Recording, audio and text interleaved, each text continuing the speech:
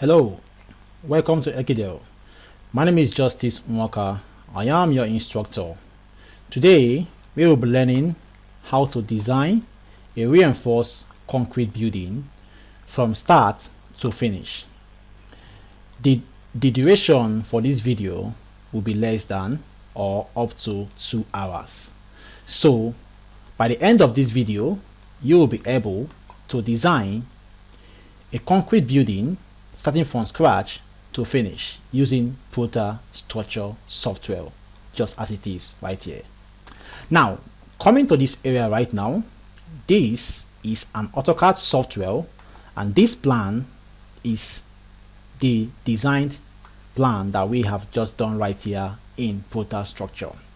So, by today, by the end of this lesson today, you will be able to carry this plan right here from AutoCAD and then moving it into ProtaStructure to perform a proper structural detailing for this reinforced concrete building. Now, looking at this is a ground floor, as you can see right now, having a car park and all that. And this is also a first floor. You can see this first floor having a staircase also on it. And also it has a cantilever, as you can see it right here, cantilevered from the column points, and which you can also see our cantilever points here. So by the end of this lesson today also, you'll be able to know how to impute cantilever load right on slab right here, because I'll explain in detail how to impute a cantilever load. Like I said before, this is a complete course, a complete training on reinforced concrete building design.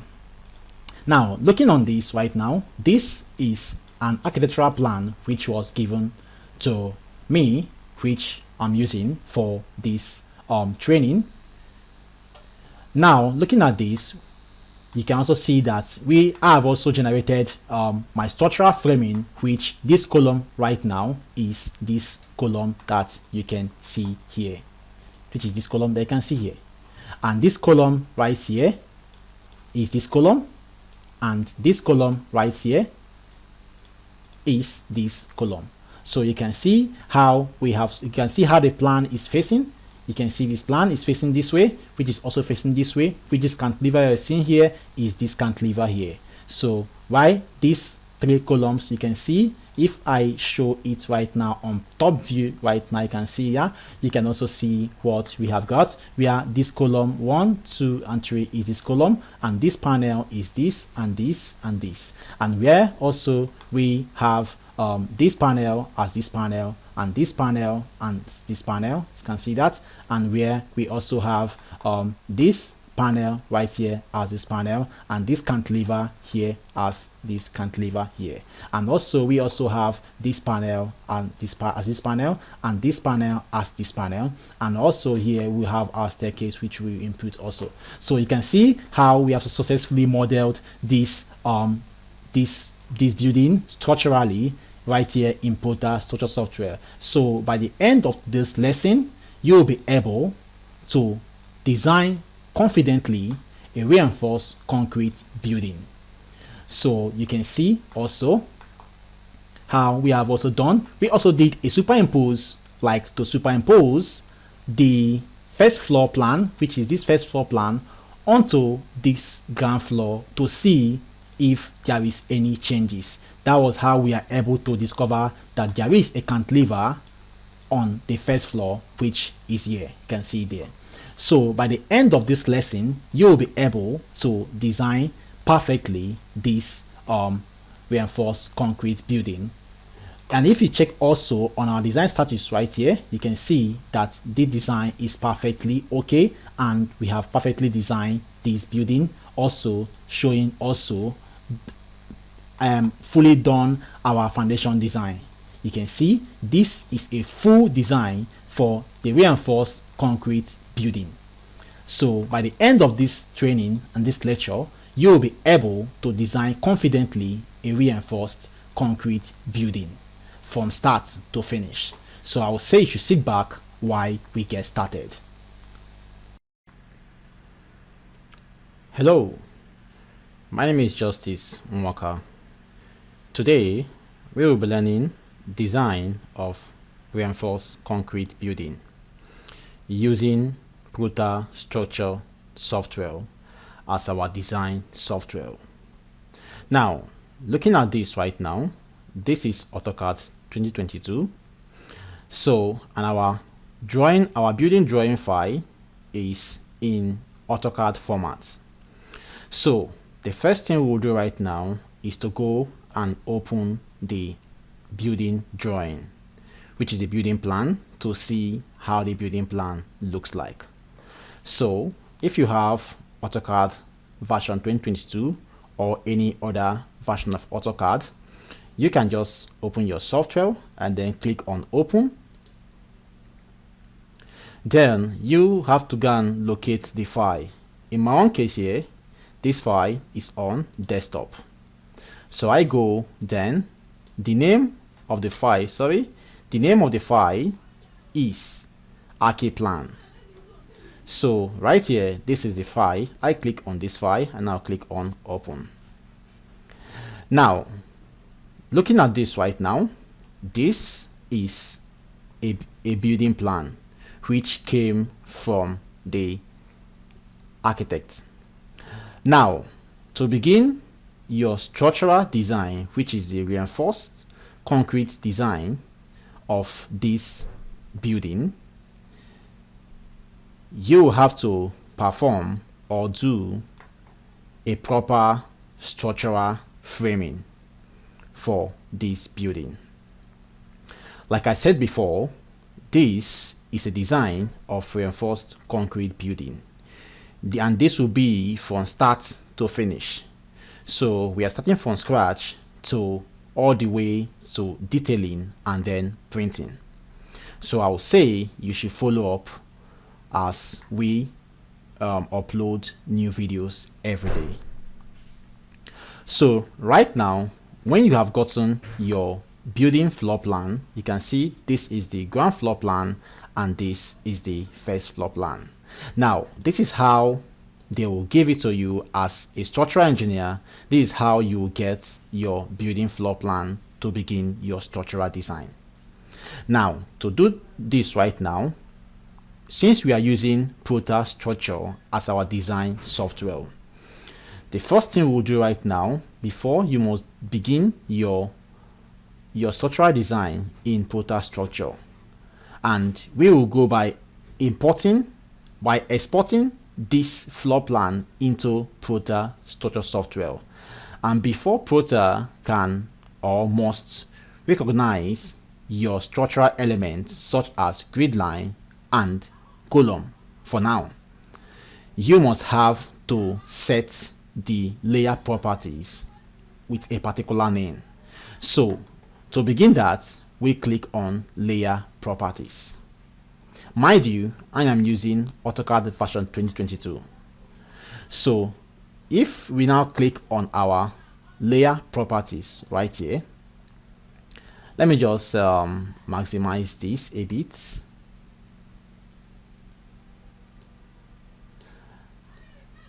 Okay, now the first thing you do is to create two layers.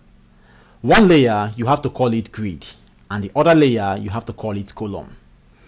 This is just the two names that you need to export this drawing into ProtaStructure. So we will now have to click on this new to create a new layer. We'll name this layer grid, and then we choose our color. Okay, it's saying that we already have a grid there. So okay, let's just delete this one that we have already created just now. We have to delete this. Let me see if we can delete. Okay, we can just change the name to any other thing. Okay, now the first thing we'll do is to create grid. Now on this place, now we'll create this layer and call it grid. You have to spell it correctly. Then you choose your color. I want to choose a color. Let me choose a color. This color, yes, it's okay for me. I'll click this. The color is not that important, but the main thing is the name, is the layer name. Then you choose your line type. I'll use center line as it is there, and then my line width, I'll use this as my line width, and I'll click OK. Then the next thing right now to do is to create the next layer and call it column. I click on this and call this layer name column, and then I click on the color. I want to use red color in this case. I want to use red color. Okay, then I'll click OK. Then I want to use my line type to be solid, which is continuous, and I want to use my line width to be 0.3 millimeter. So I click on, check this, and I click OK. So this is the two layers that you need to perform the structural framing or paneling, and then I click close.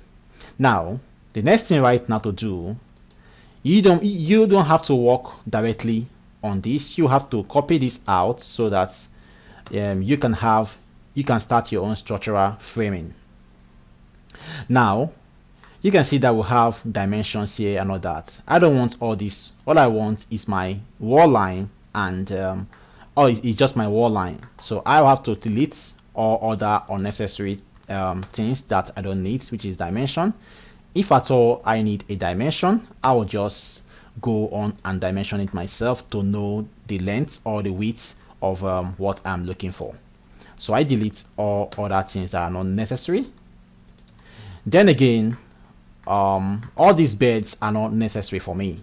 I have to delete them because the names are already there. I know this is a bedroom, so I delete this. This also, I delete this. Now by doing this right now, you have started to create your structural framing, which is usually called general arrangement drawing.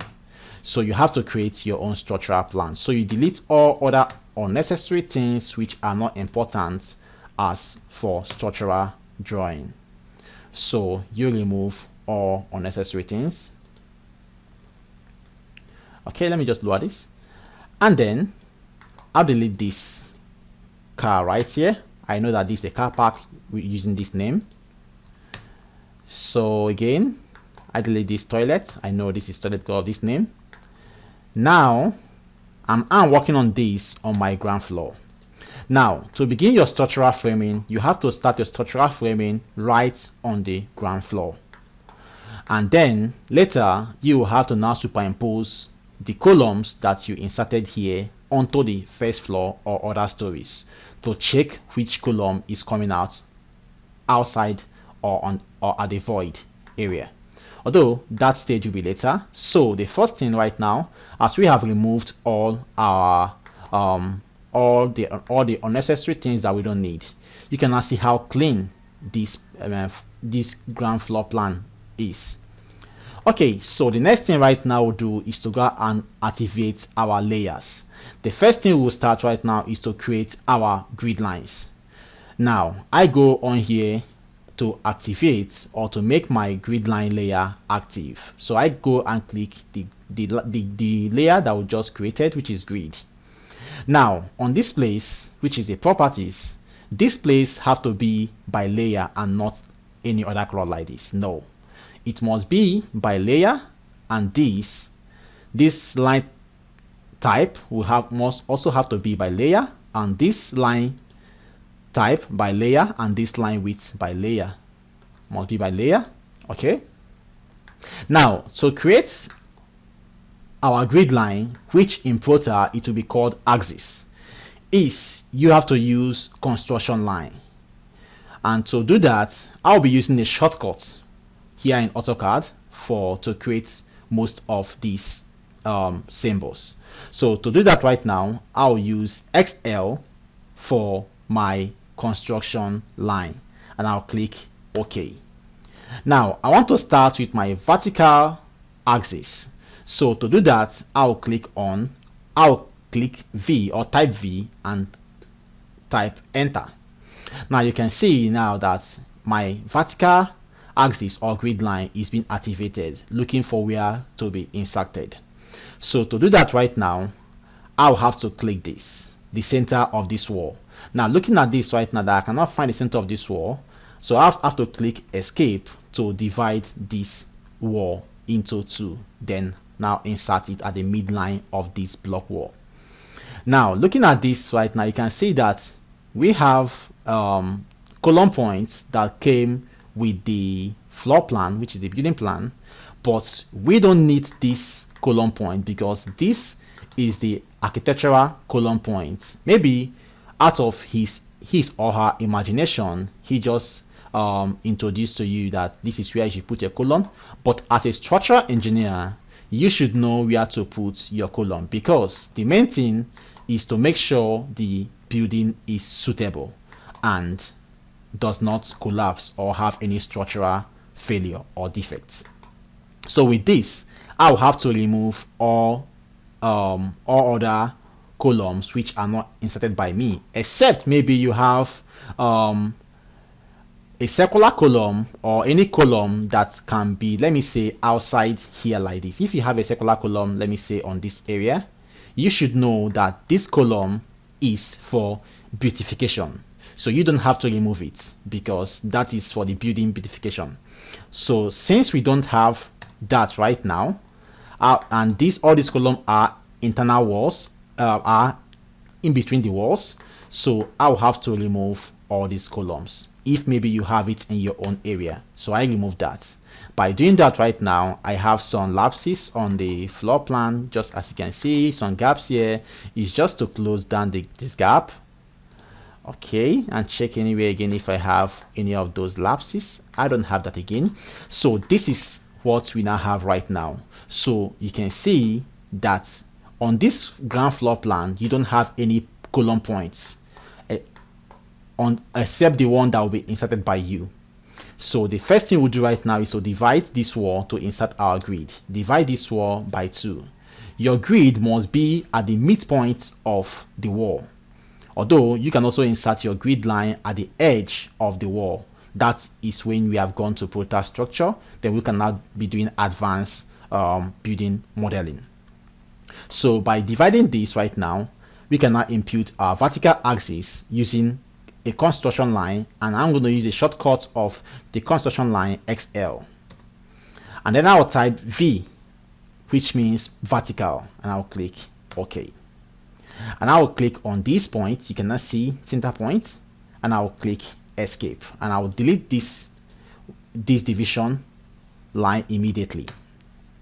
Now we have just established our first axis or our first grid line, which is the vertical grid line. So with this right now, I'll do the same for all. So to be quick on this, I'll just click again to divide this by 2 and insert my vertical grid line, which is, I'll put this, right click and this. So since you already know how to insert a grid line, which is just to divide that wall you want to insert that grid line by 2, which is like this, and inserting that grid line, which is the vertical grid line on this case, at the midpoint of that wall, and pressing escape, and have to delete the division one you used. So right now we have created this. So you have to create this grid line on all the vertical walls. So this is also a vertical wall. I'll click this, right click and SLV and click on this. The same thing happens here. We have also a vertical wall here. I divide this by 2. Construction line, which is XL, enter, V, enter, and this. Click on this middle. Delete this immediately. So we have successfully inserted all our vertical grid lines. You can see right now. The next thing we'll do is to insert our horizontal grid line.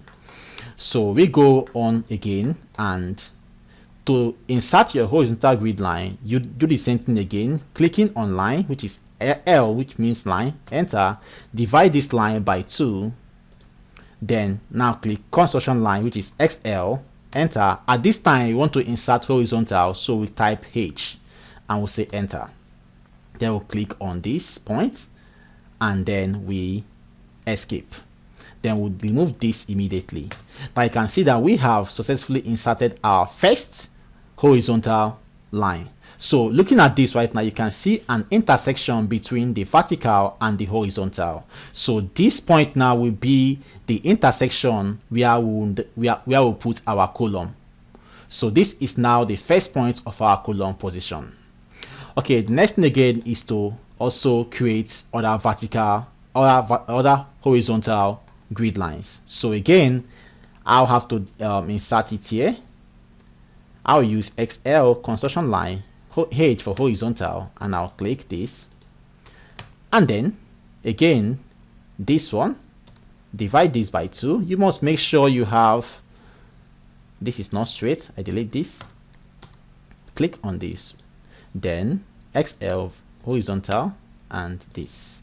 So the scenario on this is just to divide your wall, and it's just to place your grid lines. So again, so anyhow you think is best to to create your grid lines properly at the center of the wall, you can use.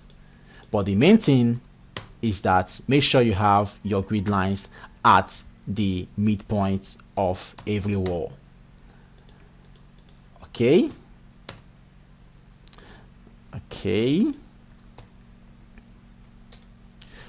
Okay, the next thing now is to divide this line also by 2.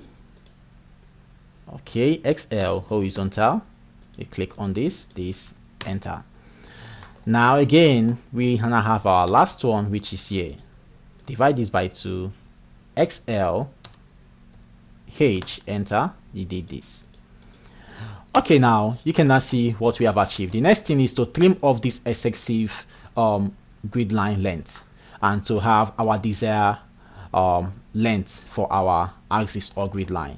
So the next thing we'll do is to trim off this. I'll quickly use rec, which is for rectangle, and try to form a region around this.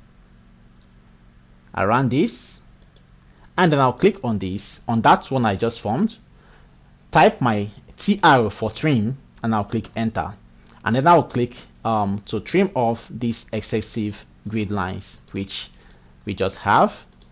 And by the end of it, if you delete this, this is now what you have. You can now see what we have achieved. We have successfully achieved creating our grid lines. Now the next thing right now is to start inserting our columns, which is our column positions. So I'll click on this layer properties to activate our column. So I'll have to click on column, and automatically the column layer has been activated. Then we will now begin to draw our column. To draw our column, we have to use first a square column.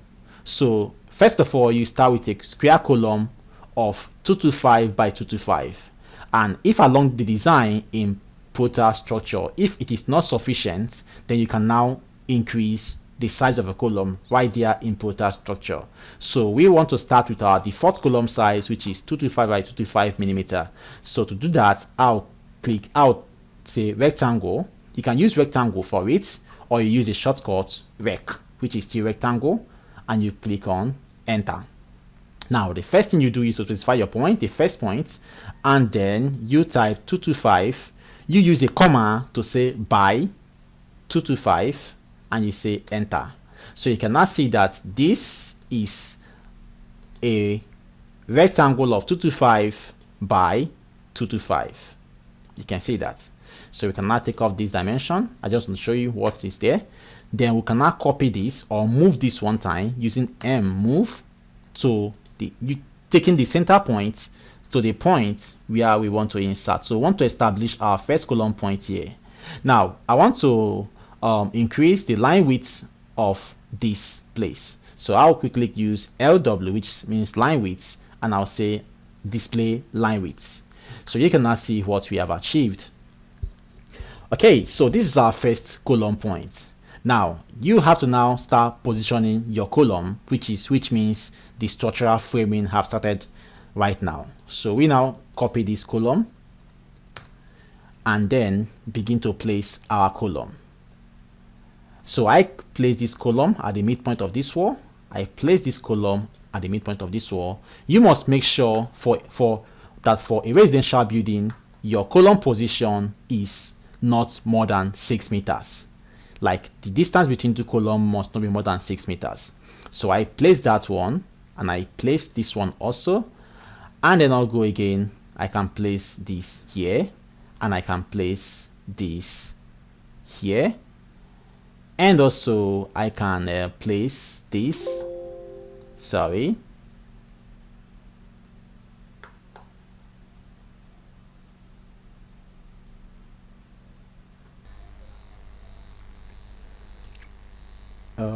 okay, so we will also insert at this point. You must make sure that your distance between your columns are not more than 6 meters for a residential building. You can see how I shifted this to align with the wall. So you must make sure as you're putting your structural columns, they are all aligning with the walls. Okay, so we do this too. We put that column there. We also want to put here, and okay, so we align this to this. Okay, this wall is to be 225 by 225, so just leave it at 25 here, column, and then we go again, we'll copy another column again. So okay, let me put here. After I'll check the distance between these two, and I put here also. I'll align this to this wall. They are very small, so because if I check the dimension right now of this wall, you can see that it's 114, which is very small. The least block wall that we have is 150 millimeter, so I think this plan is a foreign plan, so that's why you're having this kind of wall. Else the wall is meant to flush here and here, so you just leave it that way. So why we are doing our ProtaStructure, we will use a size of 225 by 225 millimeter wall. So the next thing, okay, I think we have already positioned our column. Yes, we have our column points here, here, here, and here. We need the one column point here, so we just copy one of these points here using this reference line to paste it here. Okay, so then we also need a column point here. Yes, we need one here, but let me leave it for now first. So let's check again. Now we begin to check our column to column distance. So check, this is 3.3219 millimeter. That is okay. We check this. This is 3867 millimeter. That is okay. We check this. This is 4439 millimeter. That's okay. Like I said, the maximum you can allow for a residential building column to column spacing is 6 meters. So check this. 4686. That is okay. We check this. 4743, that's okay. We check this. 3867, that's okay. We check this. 3219, that's okay. We check this. This is 7, okay.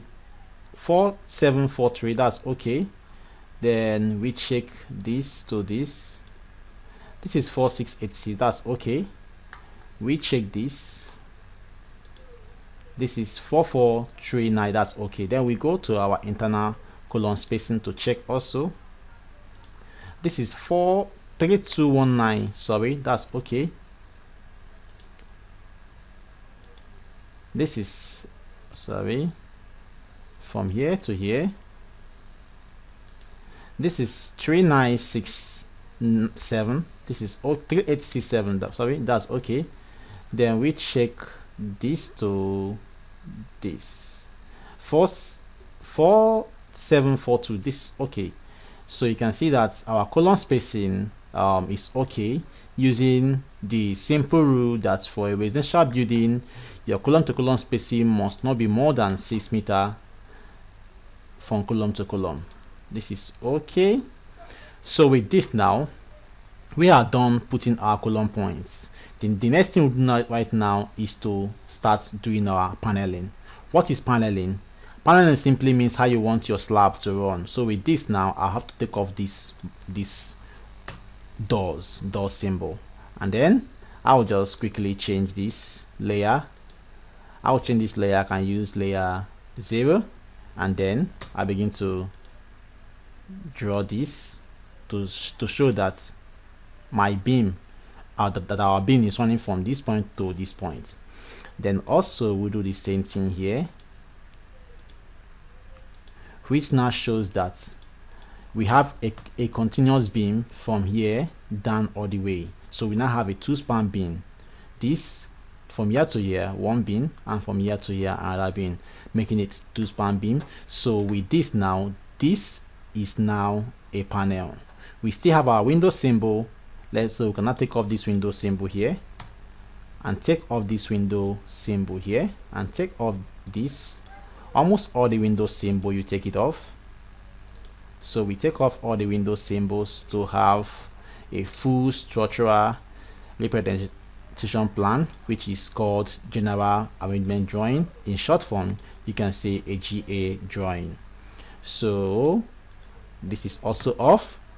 And then also we use again to create this should be off. So we click on this, and then click on this, and then we also click on this, and then click on this. So with this, we can take off this wall, that door off, and this is what we now have. So this is now our beam. The next thing again we have again is to there will be a beam that will run across this, or we can leave it. Yes, there will be a beam, because this car park we'll have a rolling door or a gate. So we have to put a beam. So we cross a beam over like this. So you can now see that this is now another panel. This is now another panel. But remember that this is a car park, and on this car park right now, at the ground floor there is a void here, and at the top floor there is a slab there, which is toilets and also room. Okay, so this is what we have. The next thing, we remove this. We have to panel for this. We extend, create this beam here, and create this other beam here, then remove this. So we now have this now as one panel. So this is one panel, and this another panel. We take off this again. Now we can choose right now to remove these toilets and make it like remove this toilet not in the main ground plan, but structurally we don't want to use here as a panel. So we want to take like this as one panel, and this as one panel. But if we do this right now, that means on this hall there will be a drop down beam showing. The client might not like it, so to just maintain what they have drawn on this their floor plan, we will just take this as one panel. So but first let's check the distance between. Okay, this is 5.5 meters by what, and this is 4.743 meters. Okay, I'll tell you the reason why I have to measure the length and the width of this panel. But first, let us create a panel on this. So I will also extend this to this, and this to this, then remove this door, remove this demarcation line, take it off. Then also this again, take this off, and extend this. I can use J to join it, J to join this to this, and then J again to join this to this. Okay, then I want this now to be as one panel. What is the length? The width first is 1.543, and then the length is 4 point. Okay, so we can take this now as one panel. I'll tell you the reason why I am measuring that. Okay, so I'll just use J to join this, and this, Okay, then I'll just take off this SS one here. Now you can now see how we have successfully created our panel. So this here will now be one slab and one slab here, and this region will be another slab, and this is another slab, and here a slab here. Now on this place now there is a staircase here, just a little staircase, just like a riser going to this level before you can now access into this hall. So at this point right now there will be a beam directly here. So this is where we can put our beam here, or we want to put our beam here structurally, or we can also put our beam here. So at that point now, that will prompt us to put a column at this point, or we put our beam here. Okay, let's put our beam directly here. Let's put our beam here.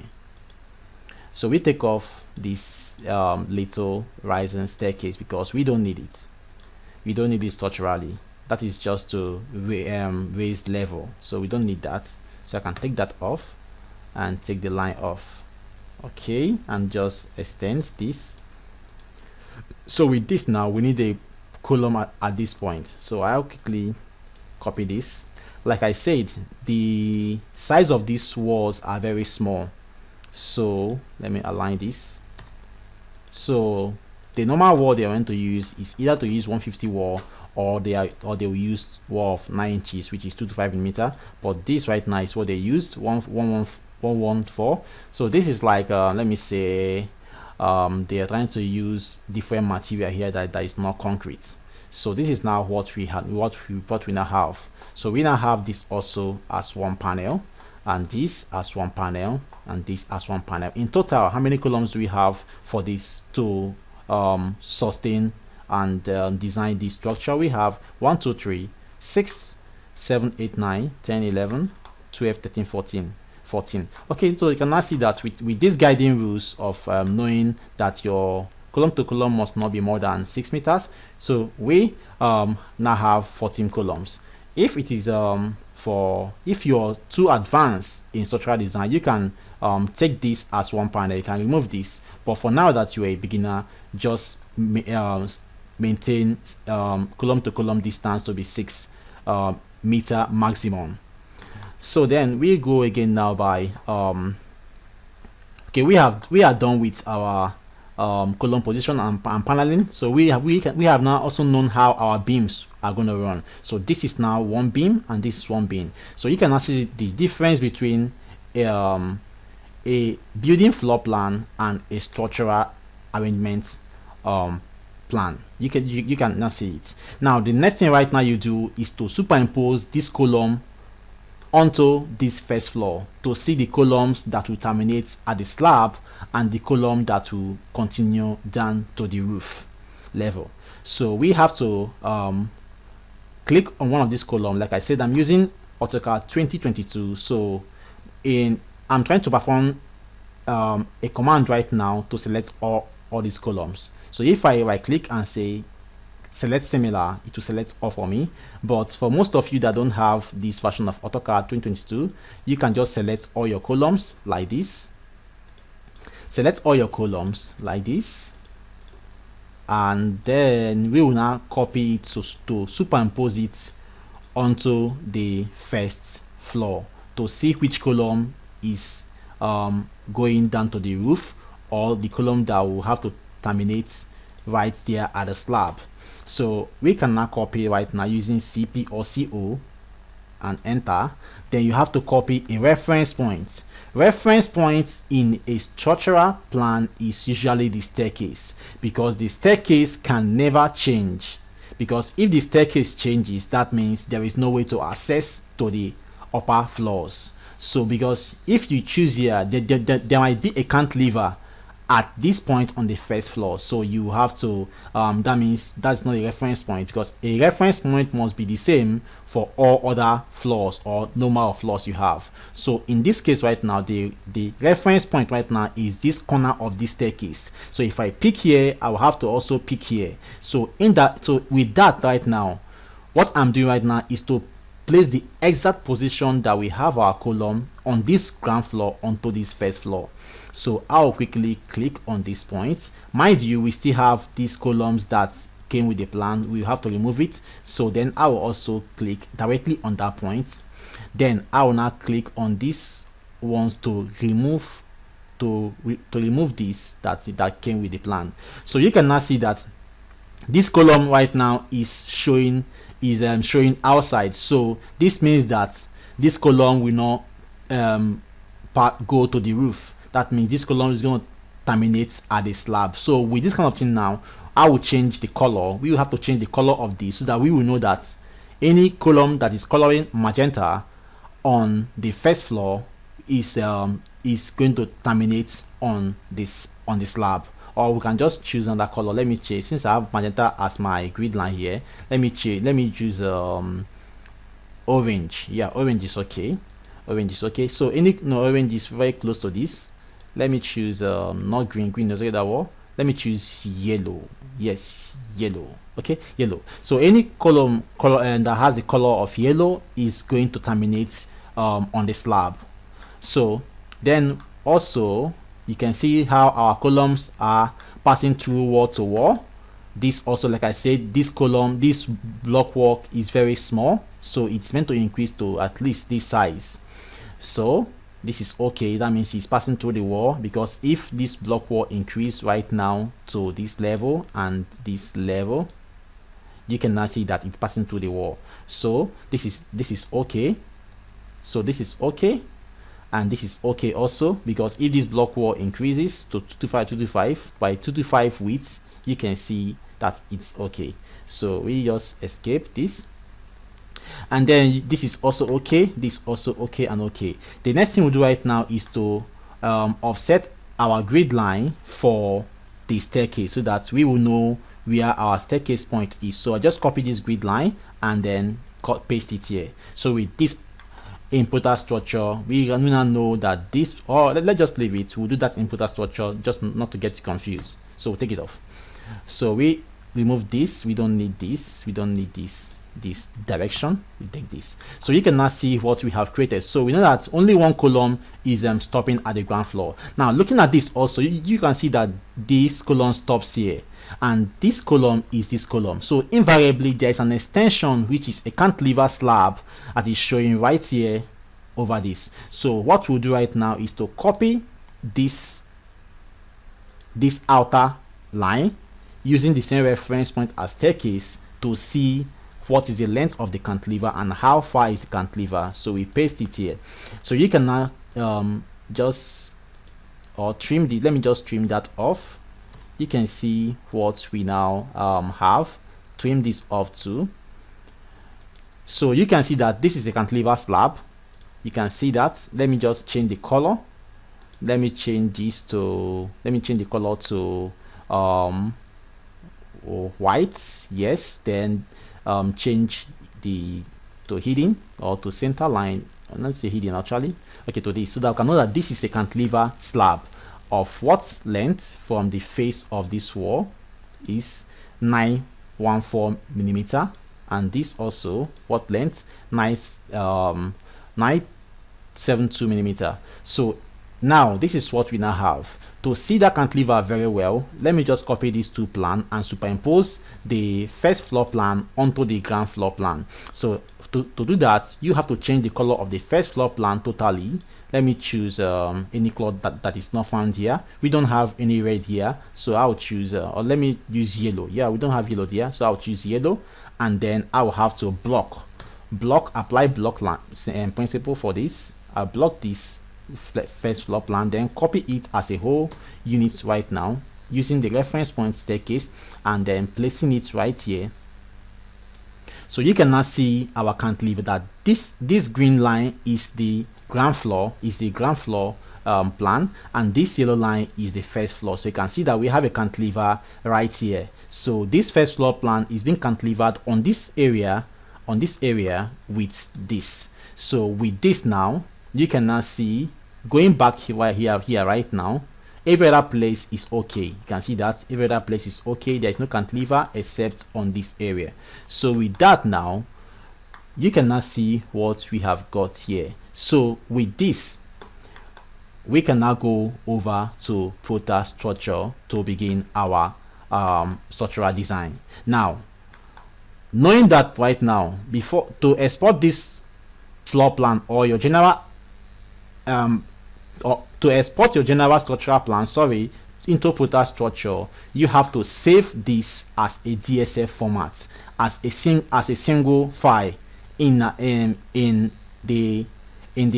AutoCAD environment. So to do that right now, I'll just select just this plan, not everything, just this general arrangement drawing that we have done, and save it separately. To do that, after you have selected like this, you use the command W, which means white block, to save this one as separate file, and now you say enter. Now you click on this three dot icon here, you click on this button, and you choose where you want to save it, desktop, and you have to type the file name. I want to use let me say one story building, or one floor, yeah, one floor structural design, one floor structural design. Okay, and then the main thing, listen to this very carefully, the main thing is to choose the file type. The file type must be saved in DSF. You can choose any other DSF, but not DWG. For this plan to be exported into, for this plan that you're seeing here to be exported into ProtaStructure, it must be saved with DSF format. So we can now choose save. After choosing where you want to save it, in this case we choose desktop, we can now choose save, and then we say okay. So you can just see, you can just minimize right now. You can see we are checking our plan. This is where we would have it. So you can see that this is our DSF file, which is one floor structural, and this is the architectural plan, which I will give to you, which I will drop on the description, or I will just when you ask for it, I can email you so they can use it for your own example. I'll send you this plan for your own example if you request for it. So we have saved this right now as a DSF format, which is just here. So with this now, we can now open our ProtaStructure. So to do that, we will be using, I have ProtaStructure 2021, which is working. I also have ProtaStructure 2018. So I will be using Prota 2018 for this lesson. So I'll quickly launch my ProtaStructure 2018 right now. I'll click on it and then wait for it to load. Okay, so while you're waiting for it to load, okay, it's already out. So you can see how we have successfully go through from this building plan right here to generate our structural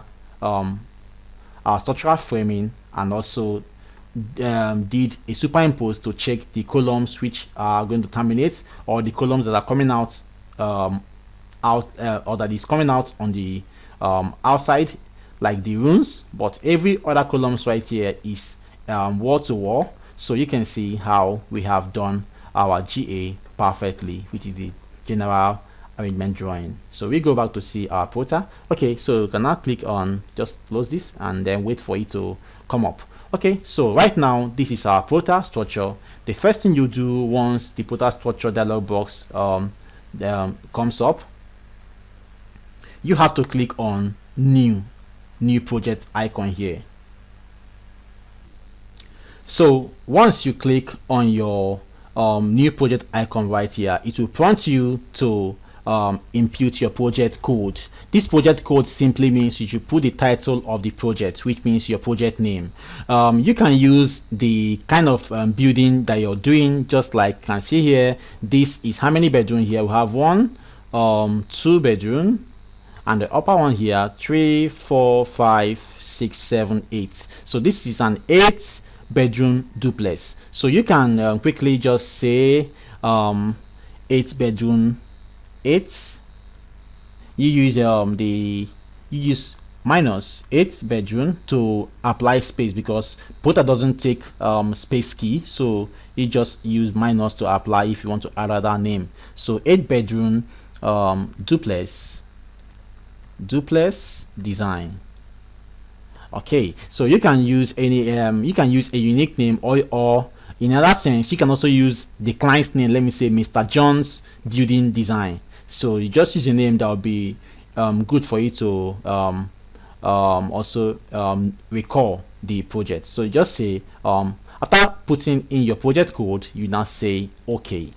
So with this right now, it now prompts you up to your design code dialog box. You can see we have a lot of design code. We have Brazil code, we have Hong Kong, we have Ireland, which is also Eurocode, we have Malaysia, which is a BS 8110, we have Malaysia, which is also in Eurocode 2 and Eurocode 8. We have Malaysia also, which is in Eurocode 2, Eurocode 8, Malaysia also, and we have Malaysia for Eurocode. This is for general Eurocode for the country Malaysia. We also have Singapore code, we also have Singapore Eurocode, we also have Turkey, we also have UK BS 8110, and you also have UK Eurocode. So but for the purpose of this, I'll be using Eurocode, since we know that Eurocode is the latest design code right now. So I'll be using Eurocode and not British Code of Practice. So we'll be using Eurocode, although in my other coming videos I will also use British code and also use other codes here to design, to show you how to design with other codes. Although we don't have American code here, but I'll also show you how to design with American code using ProtaStructure. Even if you don't have the code here, I'll show you. But for now, we are using Eurocode. So you have to choose your code, which I just choose the UK Eurocode in this example that we're doing. So I will now click on import. Once you click on this import, automatically it imports all the formula, all the design principles, formulas that will be used to design this our structure right here. So we minimize again this AutoCAD. Now coming here now, this is your ProtaStructure interface, which you have all here as your menu bar, and this place is called your structure tree. This is where you see all your structural elements that is on this your building, which when we start modeling you will see our model right here. So if you have a model right here, you will see all the structural elements such as column, beam, foundation pad, or you would all see them here. So this is called a structure tree. Now the next thing we'll do once you open your ProtaStructure is to import this DSL file, which is this drawing. This particular one that we just saved, which is here, is to import it into ProtaStructure here. So to do that right now, you have to click on file. So when you click on file, you go to model file imports. You can see it here, model file imports. Then you go directly to it and then you click external reference drawing. You can see that external reference drawing. You click this. So when you click that right now, you wait for this dialog box to appear. Once it appears, you click on load DSF. Now you can see this DSF here, DSF load or load DSF. That is why you have to save you have to save this plan separately as a DSF file format. So we will now click on load DSF. Automatically it will ask you to select the DSF file. Remember that we save this on desktop and the name we use is one floor structural design. So we click on this, we click on it and then click on open. Now we need to prompt you to what measurement unit did you use or we are used to draw this plan. This plan was drawn with millimeter, as you can see it right here. This is millimeter. So we go back right here and click millimeter and then click OK. The next thing right now you can see our plan right here is just showing Next thing we'll do is to use the color so that it can be very visible. So you just click on color. You can see the color is changing. The next thing we'll do right now is to click on import members. The members we are going to import right now is this member, which is the column and the axis. That is why you have to save this column. You must save column as a column right here while you're doing your structural framing, and your grid line as grid line here right here on your layer. So we go by minimize and then click on import members. Then you have to click on import axis. They will ask you, you have to say click when you check import axis, it will import axis as grid line. You can see that grid lines. And when you check column, import columns, it will import column as a column layer. So I will now click on OK, and then you click on start. This start is just to check if there is any clashing members, just such as axis or column. But now we don't have any error, so if you do again start, you can see there's no error, so you can now close this and then you say close. So with this right now, you can see our axis which we just created right here in AutoCAD. So you can see our axis. You can see this axis here is this axis. You can see this axis here, axis y1 is this axis. You can see this axis y2 is this axis here, and then this axis 1 and y3 is these two axes. Also for the horizontal, you can see our axis 2, that this axis A right here, which is the first axis here on the line, is this axis, and this axis here is this axis, and this axis here that we have here is this axis. So if you count the axis remaining, we have 1 2 3 4. So we also count 1 2 3 4. So you can see how our axis is being imported, and also our column also is also imported right here in ProtaStructure, which is this column right here. Column 1 is this column, you can see the very point, and column 2 is this column, and then column 3 is this column. If you want to check if the length of this is the same with what Prota imported, you can see that from this grid, or from this grid to this grid, is 3219 millimeter. So we can also do that right now here, to right click and then measure and check from this grid to this grid. So you can see, if you go back to AutoCAD also, you can see that we have here 3219 and also we have here 3219. So you can see that ProtaStructure imported exactly what you specified here on your structural framing or your general arrangement drawing. So with this right now, we can minimize this AutoCAD right now, and then so once you import your your plan right here in ProtaStructure, the next thing you have to do is to insert your beams. To insert your beams, either you click on the icon or you click on concrete member. Mind you, what we are doing right now is the design of reinforced concrete building and not steel, because ProtaStructure does concrete design and also does steel design. You can see right here they have a concrete tab and they have also a steel tab. So we are doing just the reinforced concrete design of this. Maybe later I will do a video on how to design steel building, but for now this is just a reinforced concrete building, and this is a complete reinforced concrete building from start to finish. So the next thing you do right now is to insert our beams. So to insert our beams, either you click on the icon here, beam, or you go to concrete member where you see all your members. So we have already done our column, which came with us from this AutoCAD. So next thing we'll do is to insert our beam. There is no concrete wall. We don't have a shear wall on this building, so there is no concrete wall. So we'll skip the wall and then click concrete beam.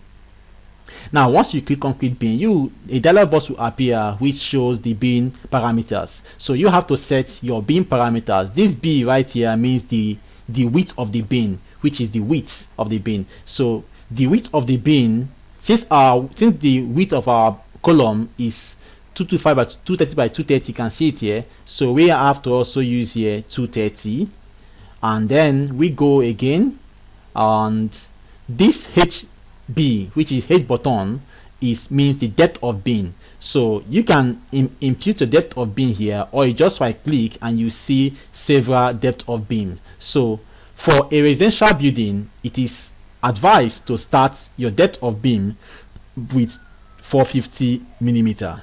Then along the design, if anyone fails, you will have to increase the bin depth right there at the design dialog box. So for now, we will use a minimum of 450, which is the default for a concrete building or for a concrete bin. So we start with 450, and then once you set these two, the width and the length, leaving this E. This E simply means eccentricity. We don't want our beam to shift. We want our beam to be in line with this column. And this H bottom, we don't want the beam to have a height at the top. We want the beam to flush with the slab level. So we just put the B, which is the width of the beam, and the height of the beam, which is the depth of the beam, and then you click at one point, and then you click on the other point. So you can now see that we have successfully inserted our first beam, which is 1B, which is beam 1 on Storey 1, and the size is 230 by 450, just as we specified here. So we just continue again to insert the rest.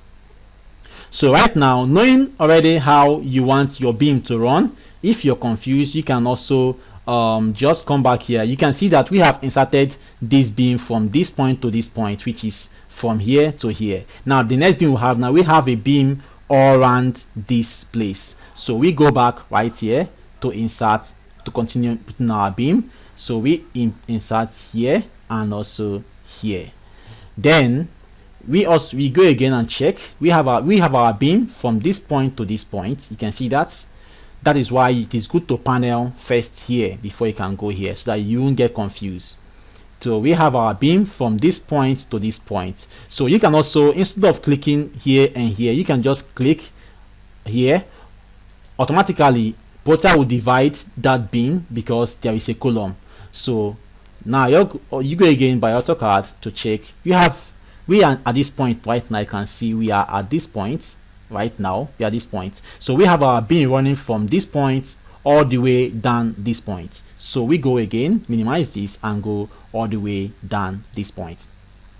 Now we can now click on escape to leave. The next place we have a beam again. We have our beam. Let's go AutoCAD to check. We have our beam from this point to this point, and from this point to this point. So we minimize to insert that. So still on our beam tab, we click on this point to this point. We click on escape and click on this point all the way down to this point. You can now see what we have. Now you can see that this is not aligning with this. So we click on escape first to make this right. So to make this right now is to shift this column down to this point. Maybe during the insertion this column shifted, so we click on this column, right click and say properties, and say click on this place. You can see that there is an eccentricity of 55, which is meant to be 0. So you can put 0 here, or you click on this place and say insert at center and click on update. Okay, so you can now see what we now have. So you can click on escape to now begin back our beam insertion. So going back to our AutoCAD, we have inserted this beam and this beam. The next beam we have right now is this beam right here, which is this beam. So we minimize again to click on our beam tab right now on this place, or you go to concrete member and click on beam, and then we have our beam all the way down to this place. But first I want to insert this beam right here. So we go back to our ProtaStructure. We have a beam from this point to this point. So I go back again and click on this point and on this point. Then I click on escape, and then we have a beam right here, which is this beam here, which is this beam. You can see that. So we go again and click on this to click on this. If at all you want this beam size to change, let me say you want this beam size to be 150 millimeter width, you can just quickly change it here, 150, and click on update. You can see that it has changed. But for us now, okay, we can do this right now. We can use this beam to be 450, but let's just go back to 230, which is our default beam width, and then update and then close. Then the next thing again, we go to check. Now we have successfully inserted this beam, which we have here in our plan. The next beam we have is this beam, dividing this panel into two. So we go again and click on the beam tab, and then click on this column is not right, it's not centralized. I'll do that later. So we click on this also. Okay, you can see that most of our columns are not centralized. You can see we are having they are not centralized at the middle. Going back to this place, you can see, okay, this is how the column is right here. It's not centralized, it is being, okay, the beam is meant to flush with the column. Okay, so we do that right here. We have to flush this beam at this point to this column. So we click on the beam, right click on the beam, right click and say properties, and then to flush this right now, to do this, you have to now play with this eccentricity. So to play with that, let's go back to our ProtaStructure and check and offset the width of our beam 230 from here to here. From here to, let me go 230. That's, let me maximize this, or just go here, measurement, do this first. Okay, this 230. Then let's check what's happening here. Okay, this is okay. So let's check take off this off since we have already offsetted. Then let's check the distance between this point and the grid. You can see it's 57, sorry. So minimize this and then input here as 57, and then we'll say update. Okay, so we input it let's say minus 57, we'll say update.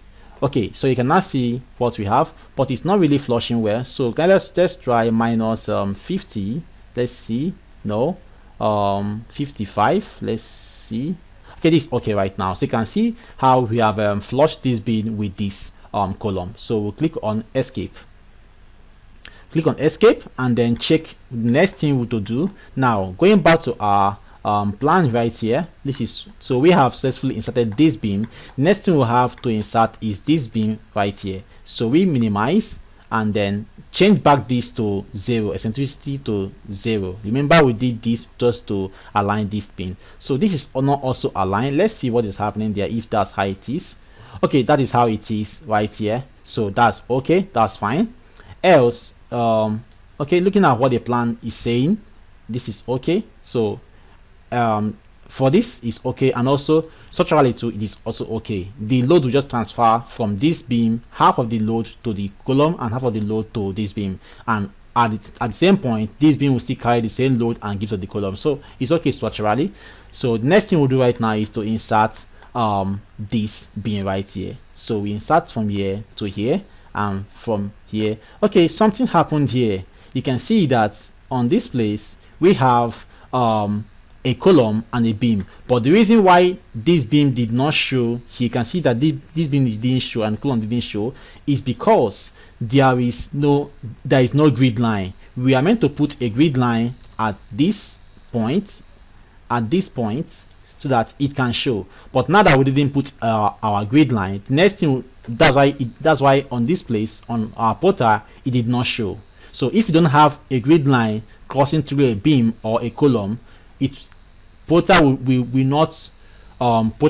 not be able to identify that member as anything. It will just show it as an image, just as you're seeing it right here.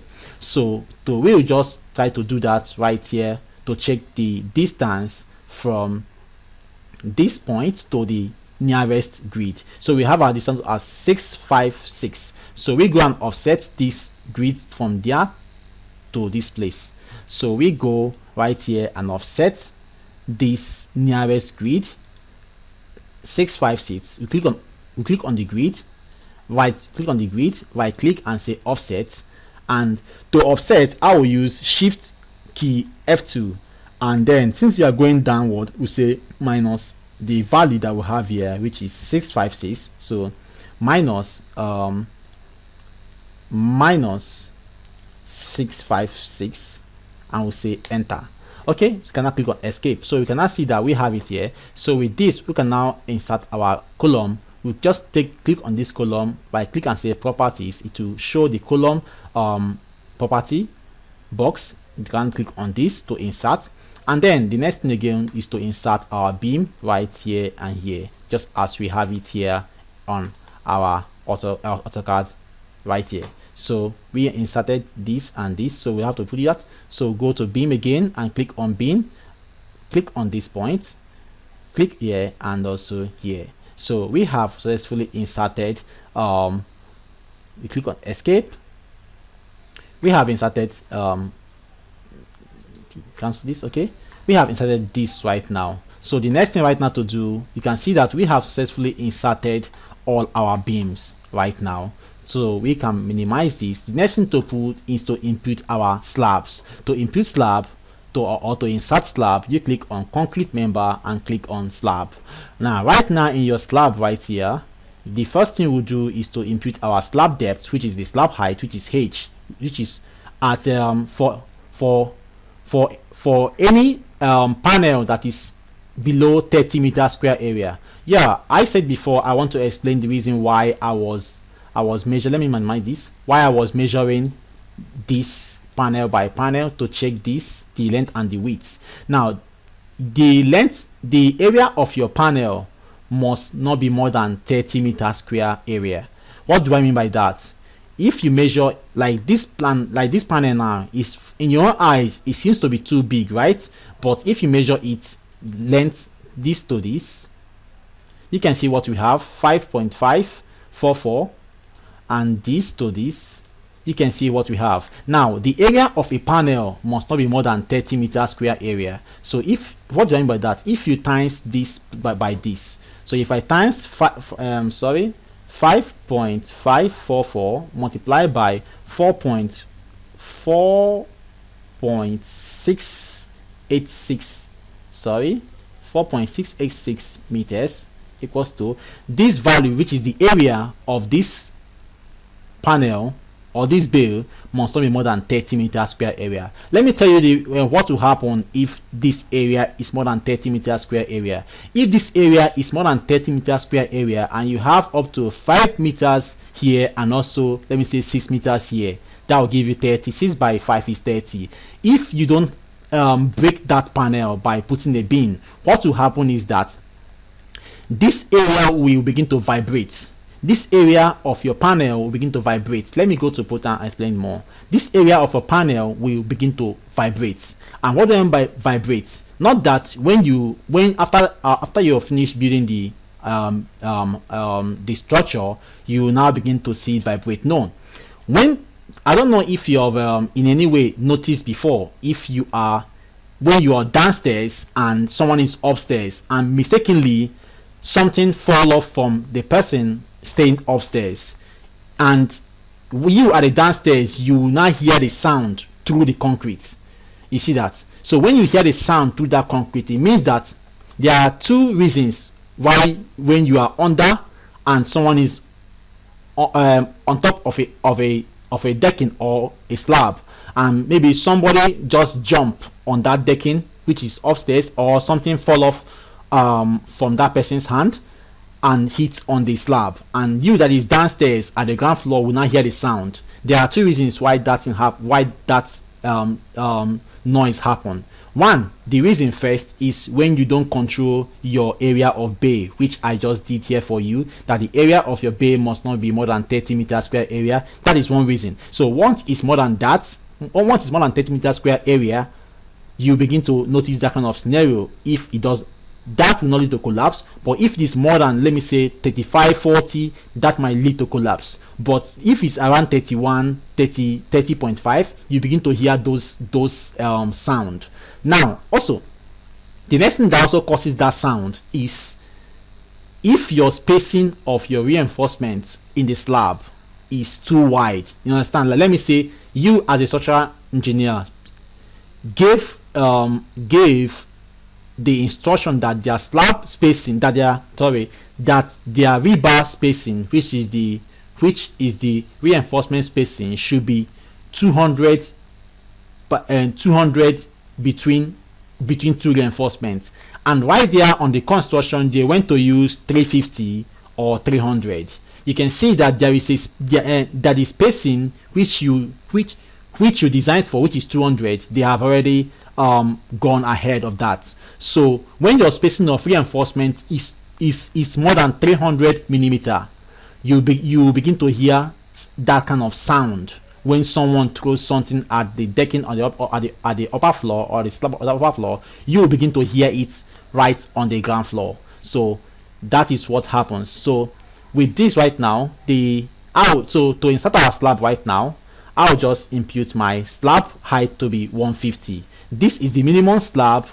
This is the minimum slab height you can put, or the slab depth you can put for a residential building. And most of the times, most commercial buildings, or when your slab when the area of bay is below 30 meter square area, you can use 150. But if it's up to 30 meter square area, or let me say 31 point something, that's when you'll be going higher to use at least 175 or 200 and slab thickness. Else just use 150. So we put our slab height 150, and then we impute also the concrete cover, which is 20 as normal, 20. The next thing we'll do is to go to our load. Now on this load right now, what we have to put is our dead load. This dead load simply means just as the name is, dead load, the load that will remain permanently on this slab as long as this building is there. Dead loads just as electrical fittings, your bulb. Even if someone parks into this building or parks out, when you're parking out, you're not going to take off your wire and your bulbs. It will be there. The only thing you carry is your furnitures. And so with that right now, dead load are the things that are those loads that will be on this building permanently, such as ties. Ties is also part of dead load. Your ties, your ties, plaster, they are all dead loads. So with this, you have to put 1.5. This dead load ranges from 1.25 or 1.2 to 1.5. So any value within that range you can use as your dead load. For this case, I want to use 1.5. I will advise you use 1.5 for your dead load for a residential building. And also, the next thing we put now is to impute our imposed load. This imposed load simply means, right here in ProtaStructure, simply means what kind of building are you designing for.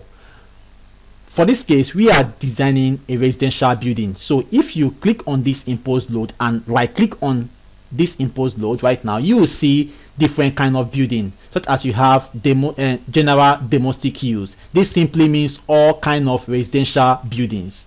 You can see here residential communal areas with limited use. So I will advise you use this general domestic use for any kind of residential building you're designing for. As far as it is a residential building, you can use it. You also have other type of load for hospital, for banking. You can see for offices. You can see for schools, offices, classrooms, and shopping mall, and also for church. For church, you have to use general assembling.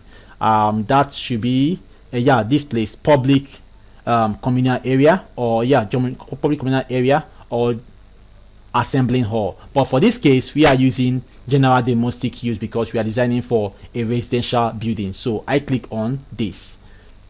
Now once you set all this, the next thing you do is to start inserting your slab. So I'll click on each of these panel, knowing that my slabs, we have slab on all this area. So you can now click on escape.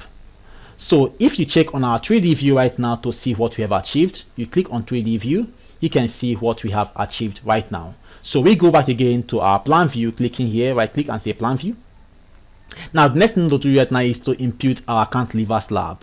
Please, when I'm doing the cantilever slab, I would say you should put your ears on ground very well, because most questions has been coming how to impute cantilever slab load, and why do I use most values when I'm imputing my cantilever slab load. I will explain more on this using this using this lesson.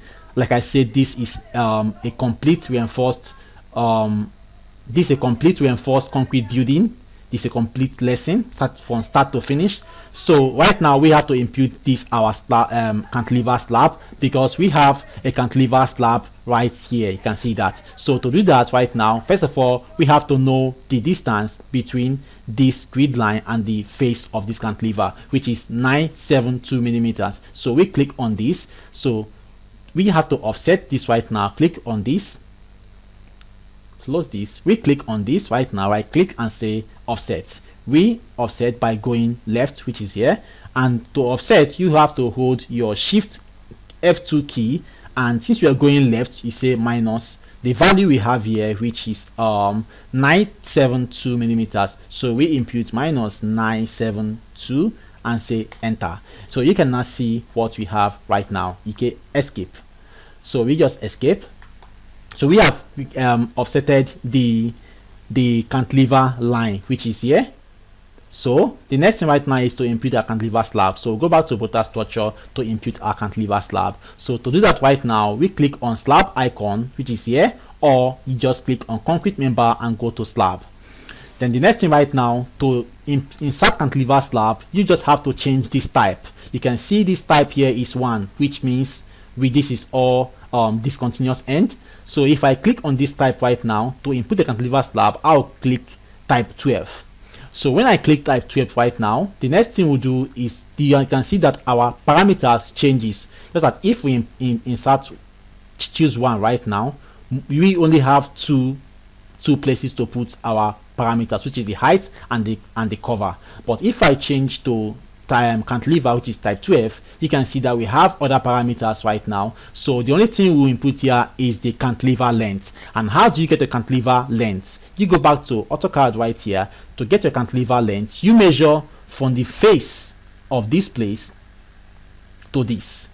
So our cantilever length is 914. You can see that. And from grid to face of the cantilever is 972. So we go right here and impute 914, which is here, from the face of this beam to the face of the cantilever slab.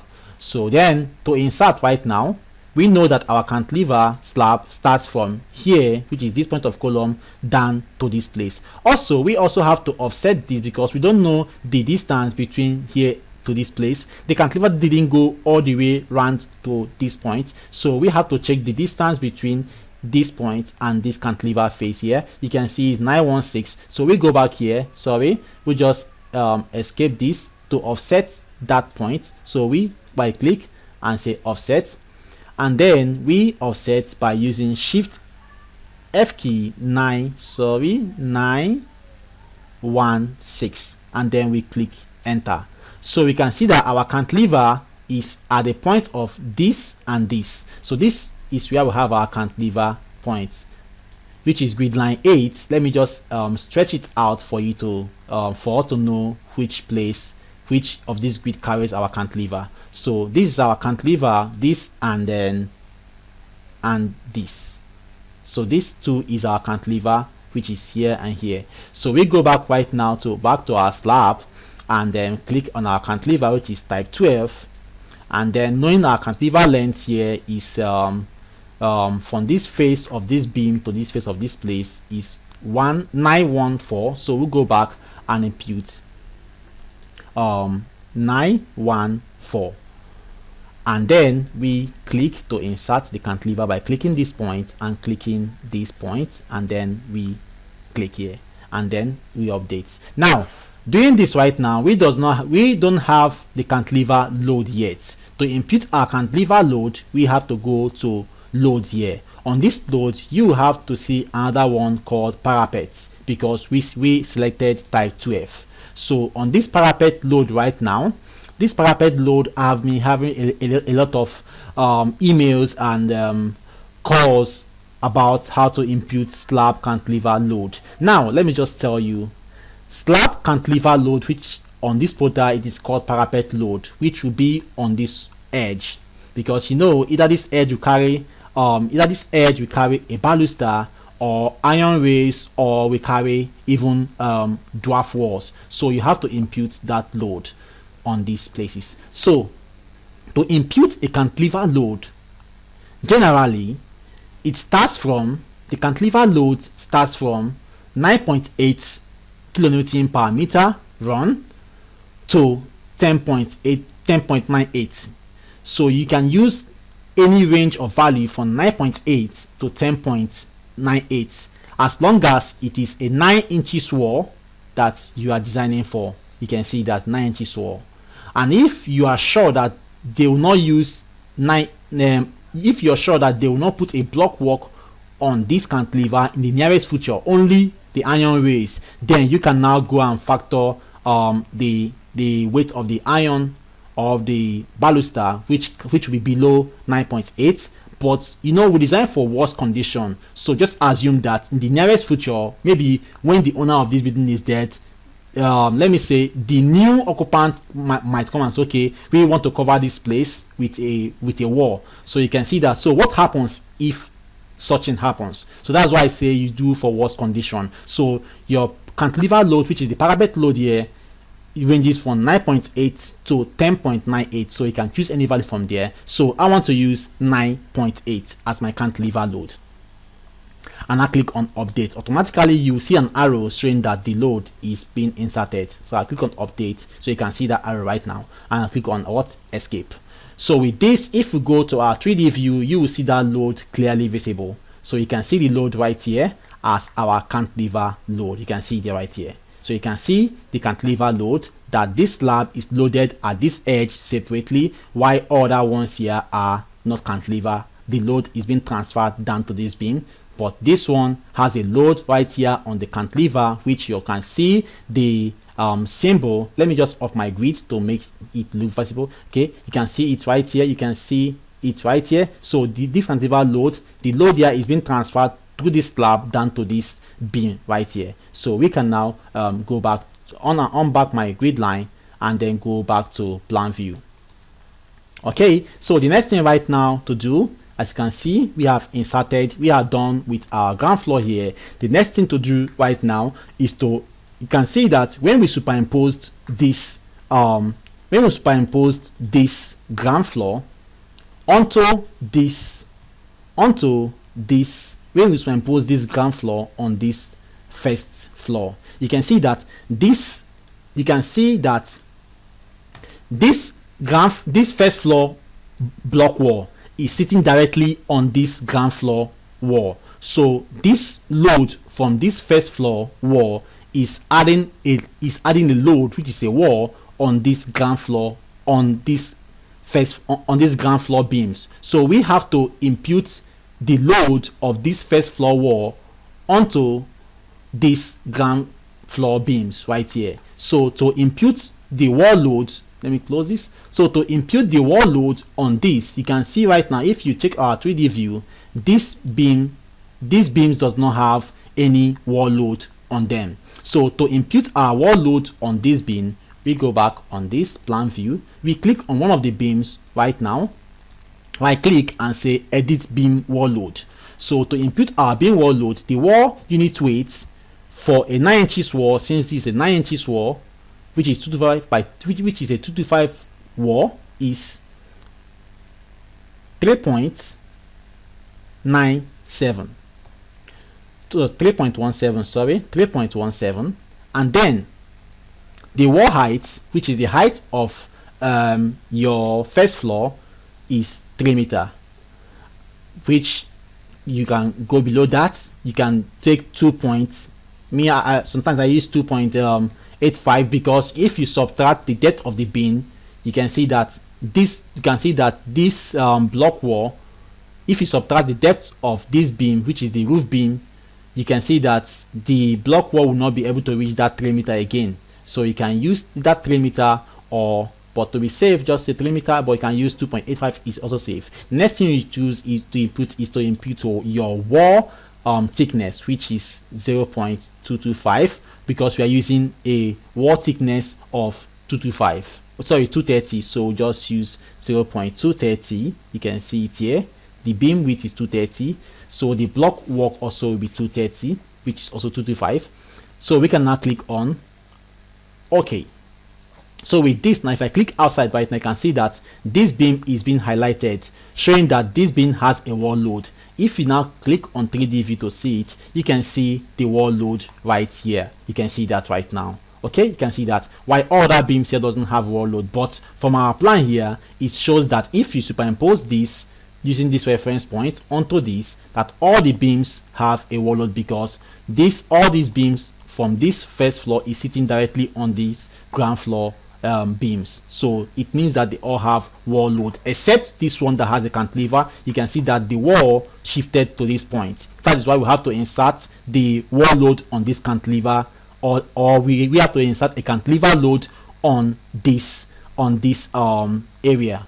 So we go back to this place and to our plan view to copy this wall load onto all other beams. So we right click plan view, and then you click on this beam that already has a wall load, right click and say copy beam wall load, and then to paste the wall load fast on other beams, just go to your tree here, click on the first beam, go down, hold your shift key and click on the last beam. Automatically it will select all other beams. Then you can click and say paste.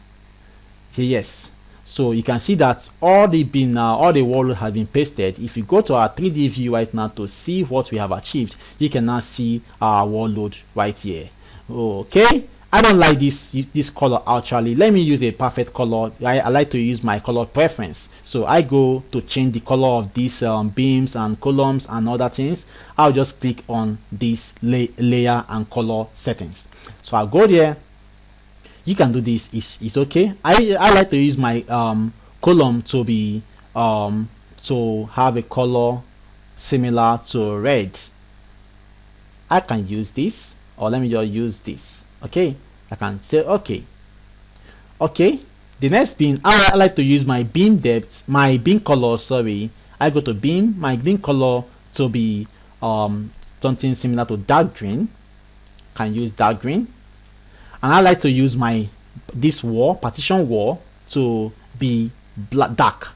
I'll just click on the hash and say this dark gray, and I will have to increase my eccentricity, my opticity, sorry. I will now click on OK. So this is how I like to have my own. You can see that is okay. So this is what we have there. I can make my slab, so my slab to be blue or sky blue. Let me just go to my slab to be sky blue and click on this to change it to this kind of deep blue. Okay, that's okay and okay. So this is how I like my own be. I like it to be. So the next thing right now is to go again back to our plan view. Now you can see that we have inserted we are done with our ground floor. We are about to move to the first floor, that's to this floor right now. So we can now go back to our plan view right now. Plan view, yes. Now the next thing right now to do is to first of all save this, because we want to start inserting this story. We want to now insert this first floor right now. To do that right now, you don't have to export this again to Prota. You just have to work on Prota what you have here. So we go back right now to this point right now. We now have to insert story. So to insert story right now, you click on building setout and click on insert story. Now we already have story 1, so we have to insert story 2 since we are doing for a 1-story building, and click on OK and say yes. Now we now have story 1 and story 2, as you can see right now. So we want to carry our beams from ground floor onto first floor, also our columns from ground floor onto first floor, except this column which is terminating on the ground floor. So we go back to ProtaStructure to do that right now. To carry this, what you have on the ground floor onto first floor, you click on first floor and then click on building setout, and then you click on generate story, and then you click on the source story which is here, and target Storey, which is Storey 2. So by doing this, you're saying that let the software, which is Prota, copy everything that you have here on this Storey 1 onto Storey 2. Now, knowing that what we are trying to achieve right now is to create our this other floor right now, so we go back and then click on create. Okay, now process is being completed. We can now click on close. If you check our 3D view right now, you can see what we have achieved. Now this is our ground floor and this is our first floor, while this is our roof beam. Now we also have, now you can see that we have wall loads on this place, which is not to be, because we are only designing for a one-story building. So we have to delete the wall loads on this second floor level, and also we also have slab, which is not supposed to be, because we are not designing for a concrete roof. We are just doing a roof beam. So we go and delete the wall load and the slab on this second floor right here. So we go back to plan view and click on second floor. Now on this second floor right now, we want to remove all the slabs, so we click just on the slab right here to make it fast. Yes, you can do it individually like this and say right click and say delete, right click and say delete. But to be fast, you just go to your structure tree. That's why this is called a tree. You can see all the members there.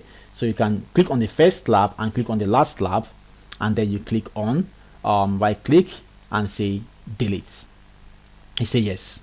Now the next thing right now we'll do right now is to, knowing that there is a shift on the, knowing that first this column stops directly on the ground floor, it doesn't come onto the first floor, so we have to delete this column on our first floor. Then now begin to remodel only this area. So go back and first of all delete this on our first floor, on our Storey 2. Yeah, so delete this first, and then right now it now shows a cantilever. This triangle here means a cantilever. So you can see that this beam now is now cantilevering from this place, from this beam to carry this beam right here. So right now we now go on to just for say save. Now also don't forget that there is if you check on our 3D view right here, we have a cantilever slab on the ground floor. On this ground floor, we have to delete this, all this wall load first. Okay, let's go back to delete those wall load first before we can continue. Go back to plan view on second floor, click on one of the beams, and okay, you can see, just undo. Okay, so click on one of the beams, click on one of the beams here. Okay, click, hold shift, last beam, right click and say delete beam wall loads. I say yes. So if you go back to our 3D view right now to see what we have achieved, you can see that we have already deleted all the beams. So this is what we are meant to have. Now this is a cantilever slab, and with that right now, if we roof this place right now, this beam, there should be a cover to cover this cantilever slab, so the roof is meant to extend onto this place. So we have to create, again, we have to extend this beam to this place, so we have to remodel this particular side right now, area right now. Doing that right now, we just create a cantilever beam from here to here. Then also knowing that we also create it from here to here, so you can see that this beam cantilevers out to carry this beam on this point. This triangular sign here means cantilever, so it cantilevers out from this column to carry this beam, which will carry the roof.